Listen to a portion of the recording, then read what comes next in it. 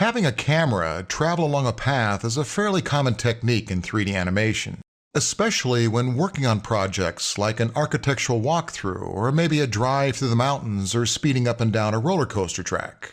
And it's easy to set up. You'll simply draw a line that you'll use as a kind of trail or path for your camera to follow. You then simply attach your camera to that path and away you go. This video will demonstrate how you would set that up. This is a file named Camera Path, which can be found in the Working Files folder. The scene consists of a curved line that represents what the camera will follow. I've created that line in the top view so it lies flat to our scene. When doing path animation, you can use either type of camera that 3ds Max offers, those types being a free camera or a target camera. Let's try things out first using a target camera. In the command panel, I'll activate the Create Cameras tab, then lay a target camera inside the view. With the camera now in our scene, we're going to need to somehow instruct that camera to now follow our yellow path. We'll do that by assigning something called a Path Constraint Controller to the camera's position setting. That's all going to be done in the Motion column once we have our camera selected. We'll go back to the right-hand side of the interface, clicking on the Motion tab. Once there, at the top you'll see a closed section called Assign Controller. Let's go ahead and open that up. In the box directly below that, we'll now click on Position, then head directly up a little farther to the left for an icon. That icon is called Assign Controller. Go ahead and click it. Each of these controllers is designed to control or manipulate the movement of the camera in a specific way.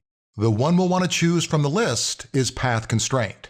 Now, think about that name and what it means. We'll constrain or lock down the position of our camera to a path in our scene. Once you have the correct controller highlighted, down in the lower right-hand corner, click on OK. Back in the right-hand column, we'll now move a little further down. In a category called Path Parameters, we'll now click on the Add Path button. Now this puts you in a very precarious position because any shape you now click on will become the path for your camera. With that button active, let's go ahead now and click anywhere on our yellow line. Now when you do that, the camera snaps directly to one side of the path. Before going any further, let's go back on the right-hand side, turning off the Add Path button. Okay, let's go ahead and play things back.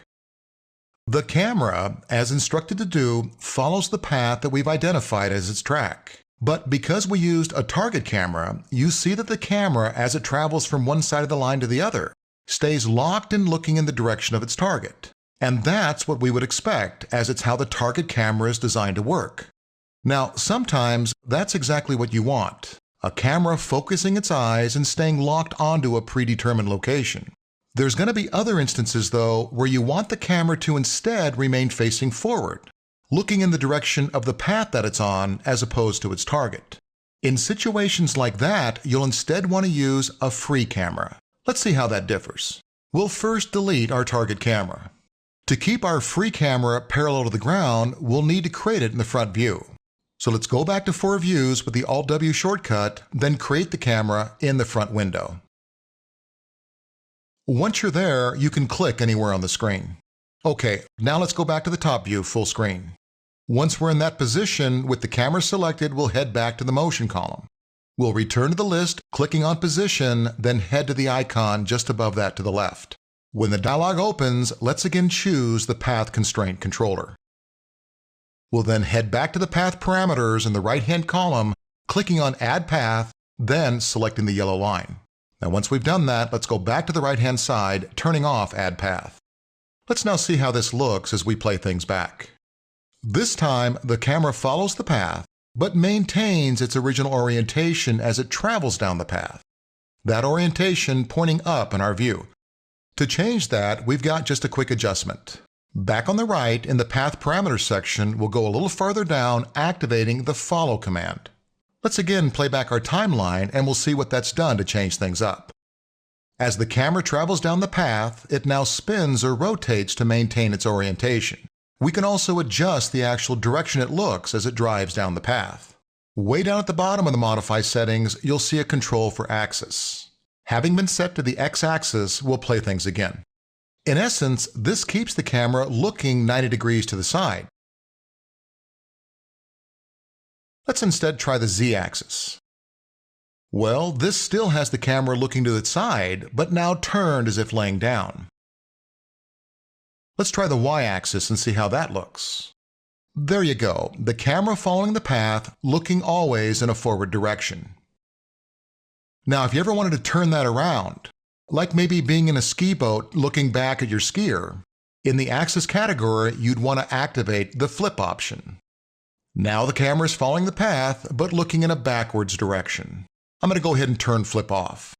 What's nice is, if the path isn't quite the right shape or going in quite the right direction, just simply change it down at the vertex level. Where the path goes, the camera will follow. Let's select the yellow line and activate the Modify column. We'll now drop down to a vertex selection, windowing one of the vertices in the scene. Moving that vertex, then adjusting its Bezier handle, changes the shape of our curve. Let's now get out of the subobject mode and play back our animation again. There you go, the camera continues to follow our newly reshapen path. Now, there's got to be a reason the camera travels in the direction that it does. In other words, why does it go in this instance from left to right and not from right to left? Well, let's select the path again and see if we can't figure that out. Dropping back into vertex level, you'll see the vertices on the line. Notice that the one in the top left corner is white when all the others are yellow. The white vertex color represents the first vertex along the line. In other words, when the line was drawn, the first vertex indicates where the line was started. So when I drew it from the upper left to the upper right area of the screen. We can change the direction the camera travels simply by repositioning the location of the first vertex to the opposite side of the line. Now here's how you do that. We'll go to the opposite end of the line, selecting that vertex. In the Modify column, we'll head a little further down, looking for a command named Make First. When you find the button, go ahead and click. If you deselect the vertex, you'll notice that it's now turned white, indicating it being the first vertex along the line. You'll also notice the camera now pointing in the opposite direction. Let's get out of subobject vertex mode, go back and select the camera, and play things again. Now we have the camera starting on the right-hand side of the line, driving its way down the path to the left. Now, how about a situation where you decide that you don't want the camera to follow the path after all? Is it stuck now riding along the track, or can it be removed from being controlled by that line? Let's see what happens if we attempt to move the camera around in the view. Well, it's definitely locked down to that line. Maybe if we just delete the path, that'll break the camera's position. Go ahead and select the line and hit delete. Okay, the path's definitely gone. Let's select the camera and move it around. Well, it's not budging an inch, and you know why? Even though it no longer has a path to follow, it's still being told what to do by a path constraint controller. So the trick is, we got to change the controller type that's controlling just how the camera can move. Let's hit Ctrl-Z a couple times to undo the deletion of the line. Once we've done that, we'll select the camera and head back to the Motion column. In the box at the top of the column, take note that the position is still being controlled by a path constraint controller. Let's reopen our controller options by hitting the Assign Controller button. Down at the bottom of the dialog, you'll notice an entry that reads Default Position XYZ. That lets us know what the original position controller was on the camera before we added the path constraint. Why don't we go ahead and simply return to that Position XYZ controller? We'll select it in the list, then hit OK. Now that's repositioned the camera. Let's see if it can now freely move around the screen. So there's the trick to getting the camera off the path. In our situation here, we simply return to the original position controller. So with this path animation, once you get the technique down, you can pretty much do anything you need. Now, by the way, objects can also be assigned to a path using the very same technique. In our next video, we're going to see if we can't go for a little ride through a tunnel.